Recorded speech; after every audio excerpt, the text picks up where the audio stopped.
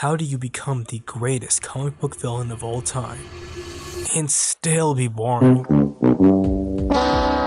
Joker is arguably the biggest comic book villain of all time.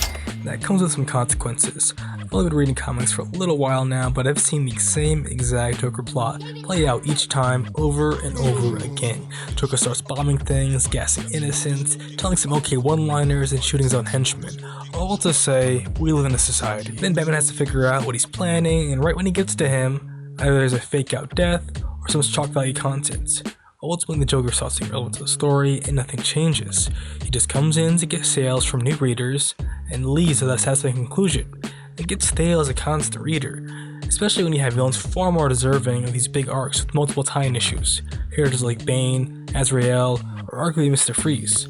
Because of their complex worldview and oftentimes unknown motives, a writer has a lot to play with there. In contrast, the Joker's only motive in his stories is to create chaos, whether that be unexpected major character deaths, national tragedies, or giving his patent laughing gas to some random bystanders. Shout out Duke Thomas. Making a switch in the big bad can do a lot of good in pleasing the consistent readers.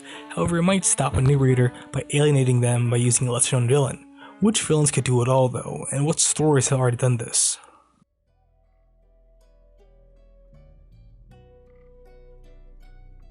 My primary candidate for the flagship Batman villain is always gonna be Bane. He has the intelligence, unique philosophy, and commentary that a good Batman comic needs. Where Joker's annoyingly edgy nihilism gets overused, Bane oftentimes has different motives, he has different backstories, and different reasons to fight for what he's fighting for. Sometimes he's about might is right, like Kaido from One Piece. Other times he wants to compete with Bruce. Whatever it may be, I think his base character is far more interesting to read, let alone the visuals, little details writers have thrown in from time to time. My favorite of which is Bruce Wayne and Bane being half-brothers or sharing some DNA. Where Bane learned he needed to be strong in order to get what he wanted, Bruce learned he needed to be strong in order to protect what he had. Great mirror and a far more interesting dialogue. While Nightfall has been hailed as one of the greatest comic books of all time, I want to bring your attention to a more recent comic in City of Bane. So in this story, Bane uses a D-list criminal named Psychopirate who can control any being's emotions in order to fill the gaping hole in his heart, forcing him to feel love, happiness, and contentment, while also tricking the new heroes of Gotham into committing heinous acts. Also, he can outcompete a better Bruce Wayne, who has the Bat family as a support system.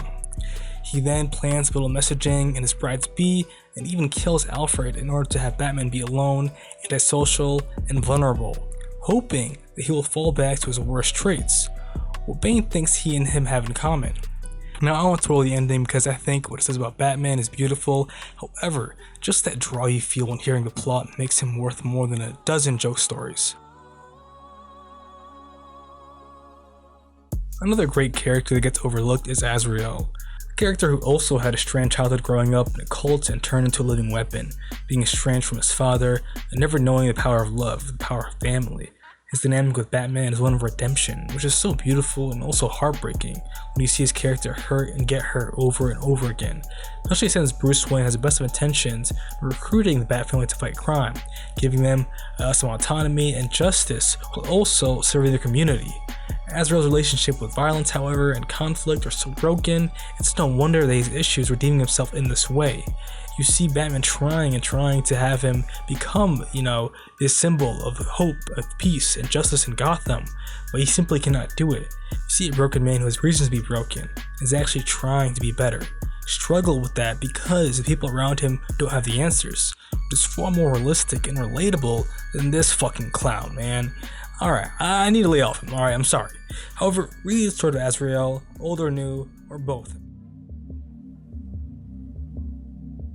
Last but not least is Freeze. If you are a big DC fan, you probably had your fair share of Mr. Freeze stories in comics and animated content.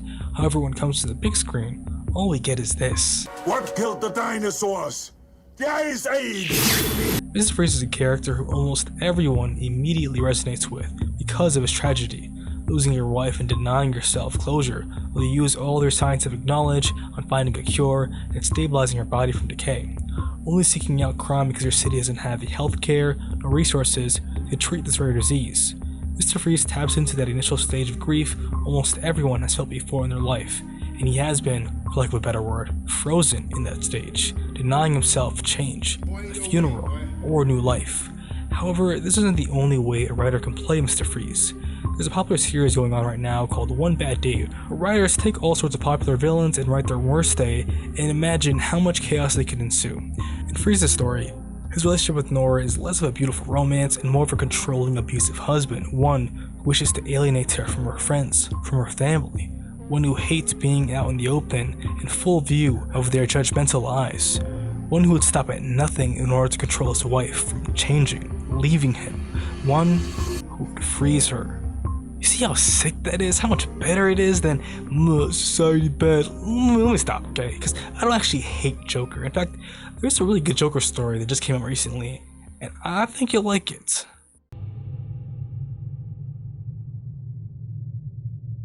Joker can't laugh. He hasn't been able to for months. He tries killing people in all sorts of different and grotesque ways. Still can't laugh. He tries his usual plots, toying with Batman. Still cannot laugh. No matter what he tries or what he does, he isn't laughing anymore. Along comes the Riddler, who has figured out what Joker wants, what he needs. That is to kill the bats, the ultimate joke. He tells Joker this, his master plan, hoping they can team up and take Batman down. Joker looks at Riddler, thinks to himself, I wonder if this will work, and shoots Riddler point blank. Batman comes in to stop the bleeding, but the damage is done. Here is the start of the war of jokes and riddles. Gotham is divided, its costume villains taking one side or the other for various reasons, and Bruce Wayne is somehow involved as a mediator? I've revealed too much. I hope you read it. Please buy the run from your local comic book store or download the DC Infinite app. And ultimately, what this video is a testament to stories and how they change over time, how new writers need to bring fresher takes to legacy characters, and how many of them have already done this.